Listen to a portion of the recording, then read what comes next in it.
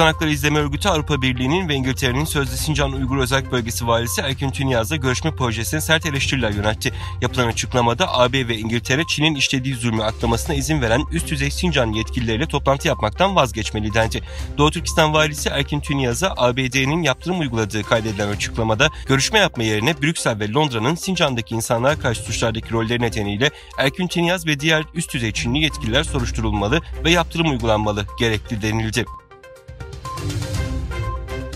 Dünya Uygur Kurultayı öncülüğünde seferberlik toplantısı yapan Uygur STK temsilcileri Kahramanmaraş merkezi depremin vurduğu bölgeler için yaklaşık 1 milyon lira bağış toplamanın yanında kentlere 300'e yakın gönüllü göndererek destekte bulundu. ABD'de yaşayan Uygur iş adamı Kuzat Altay, Kahramanmaraş merkezli meydana gelen depremden sonra etkilenen vatandaşlara yardım etmek amacıyla şirketi Seydio adına $100.000 bağış yapacağını ve buna ek olarak bağış kampanyası başlattığını duyurmuştu.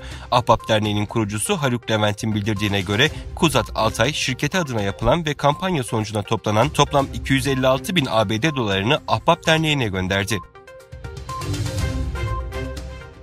ABD Çin'e ait olduğu iddia edilen yüksek irtifa istihbarat balonunun ABD ana kıtası üzerinde uçuş yapmasının ardından 6 Çinli şirketi kara listeye aldı. ABD Ticaret Bakanlığı'ndan yapılan açıklamada 6 şirketin ABD'nin ulusal güvenliğine veya dış politika çıkarlarına aykırı hareket ettiğinin belirlendiği bildirildi. Açıklamada Pekin Ningxiang Havacılık ve Uzay Teknolojisi, Çin Elektronik Teknolojisi Grubu şirketi, 48. Araştırma Enstitüsü, Dongguan Linkong Uzaktan Algılama Teknolojisi, Agilsman Havacılık Bilim ve Teknoloji Grubu, Ganzhou Tian Haiyişi Havacılık Teknolojisi ile Shanji Eglis ve Men Havacılık Bilim ve Teknoloji grubunun kara listeye alındığı kaydedildi.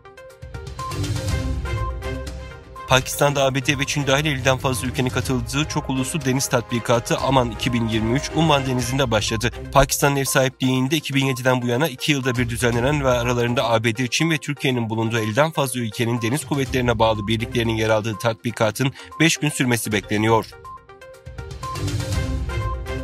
ABD Dışişleri Bakanı Antony Blinken, Esad rejimine Türkiye'deki depremlerden etkilenen Suriyelilere uluslararası yardımların ulaştırılması için sınır geçişlerini açma çağrısı yaptı.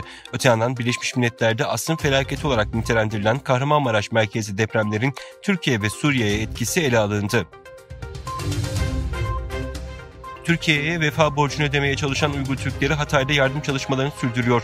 İlim Eşref Uygur Vakfı, Doğu Türkistanlar Federasyonu, Uygur İlim Marifet Vakfı, Uygur Mahalle Projesi, Uygur Hak Arama ve Adalet Derneği tarafından organize edilen Uygur Türklerinden oluşan bir yardım ekibi dün sabah Hatay İskenderun'a ulaştı ve yardım faaliyetlerini başlattı.